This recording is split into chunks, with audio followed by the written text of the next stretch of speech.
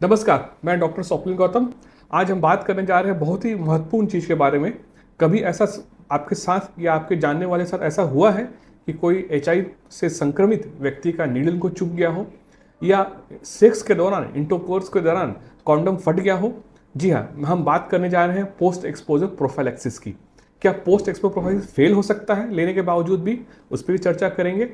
और 2025 में सीडीसी के गाइडलाइन में पोस्ट एक्सपोजर प्रोफाइल में क्या बदलाव आया है, इसे हम जानने का प्रयास करेंगे।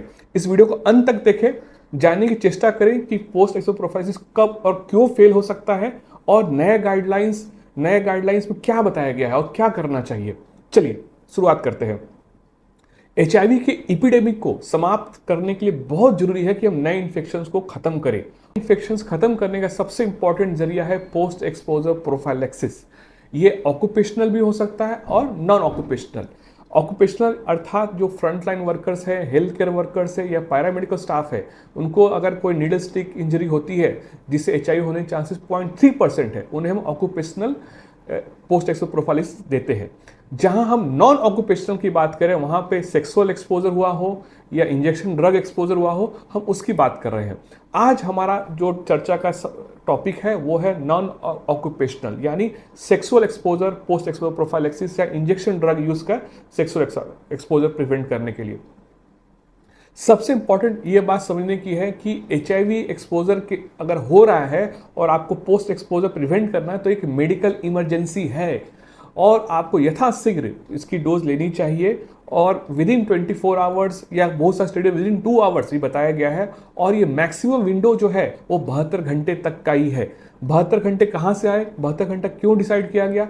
ये स्टडीज जो है ये ऑब्वियसली नॉन ह्यूमन प्राइमेट से आए हैं। मतलब जो नॉन ह्यूमन प्राइमेट्स होते हैं जैसे एप्स, चिंपैंजी, उस तरह के एनिमल्स पे स्टडीज देखा गया है और बियॉन्ड 72 आवर्स, 72 घंटे से आगे इसका कोई औचित्य या उतना इफेक्टिविटी पाया नहीं गया है। अब पोस्ट एक्सपोजर प्रोफाइलिसिस काम करता है, कैसे काम करता है और क्या स्टडीज में सबूत है, ये सारे डेटा हमें फिर ऑब्जर्वेशनल स्टडीज, कुछ लॉन्गिट्यूडिनल स्टडीज, कुछ एक्सपर्ट ओपिनियन या pre exposure prophylaxis animal data से प्राप्त हुआ है। जैसा कि मैंने कहा, ये एक बहुत ही मेडिकल इमरजेंसी है। आपको अगर हाई रिस्क एक्सपोजर हुआ है, अगर आपको लगता है कि सामने के व्यक्ति को एचआईवी हो सकता है, एचआईवी से पीड़ित हो सकता है, तो आप तुरंत किसी संपर्क करके इसकी दवा को स्टार्ट करें यथाशीघ्र। आप अपनी रिपोर्ट के आने का इंतजार ना करें।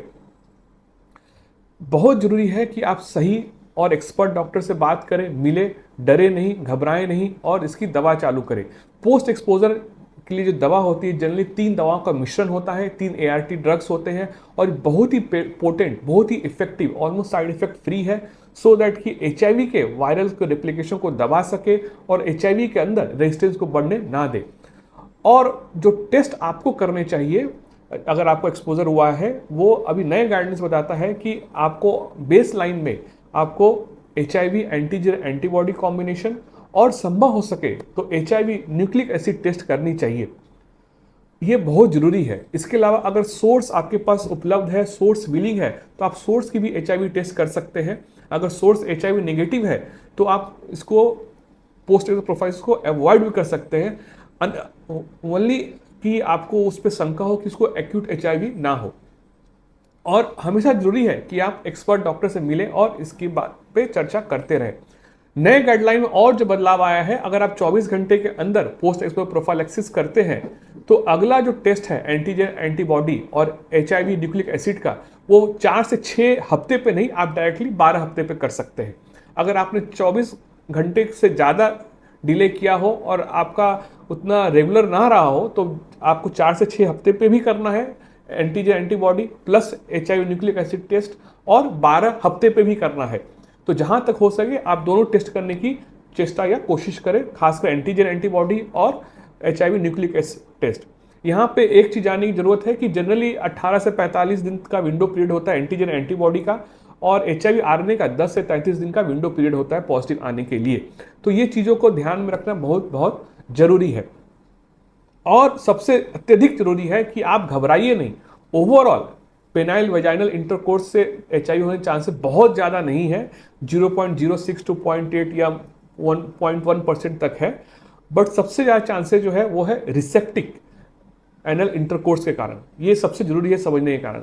तो आपको हाई रिस्क एक्सपोजर है तो आप तुरंत एक्सपर्ट से बात करें और इसके ऊपर पोस्ट एक्सपोजर प्रोफाइलेक्सिस चालू करें। नए गाइडलाइंस में क्या बताया गया है, चॉइस क्या है, जो बेस्ट है, रिकमेंडेड रेजिमेंट क्या है, integrate strand transfer inhibitors plus 2 NRTI।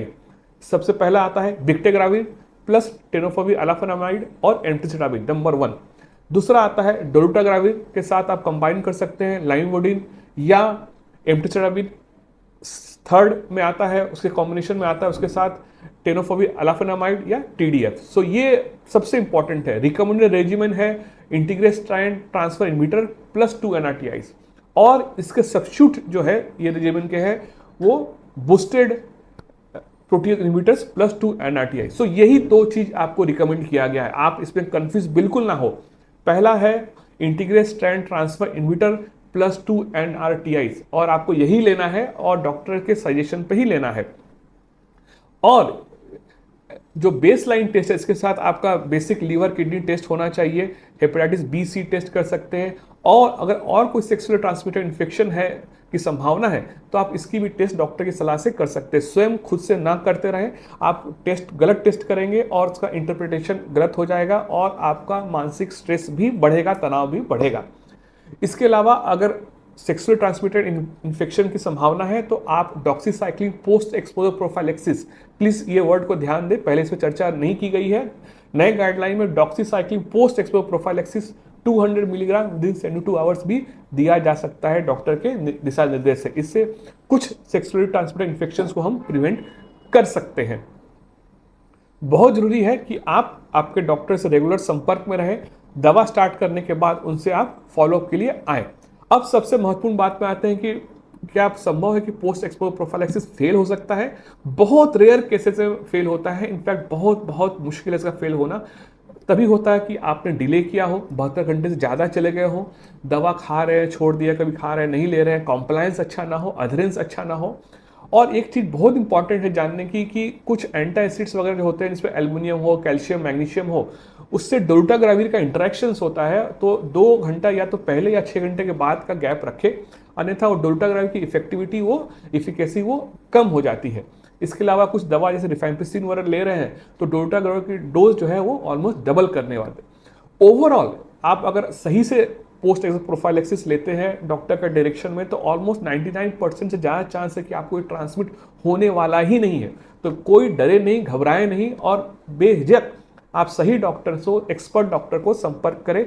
जो भी आपके नज़दीक है, हमसे पूछना चाहे हमसे पूछ सकते हैं और कोई भी क्वेश्चन हो हमसे आप पूछ सकते हैं। हमारा मकसद ये वीडियोस बनाने का आपको HIV के प्रति जागरूक करने का है, सच्ची सटीक संक्षिप्त जानकारी देने का है, HIV की फील्ड में क्या नया परिवर्तन आ रहा है, क्या नया डेवलपमेंट आ रहा है उससे अवगत कराने का है। और इसके अलावा हमारा और कोई भी औचित्य या तात्पर्य ये वीडियो बनाने का नहीं है। आप इधर उधर की जानकारी देख के भ्रमित या डिस्टर्ब ना हो। हम आपको सही और सच्ची जानकारी देते हैं। आपको जो भी ठीक लगे कमेंट में आप पूछिए, हम यथासंभव उसको आंसर देने की चेष्टा प्रयास करेंगे। अगर आपको लगता है हम कोई आपके लिए सार्थक जानकारी लेके आ पा रहे हैं, अच्छी जानकारी लेके आ रहे हैं, कृपया हमारे वीडियो को लाइक करें, चैनल को सब्सक्राइब करें, कुछ भी कमेंट, कुछ भी टिप्पणी बेझिझक कमेंट बॉक्स में मेंशन करें। धन्यवाद।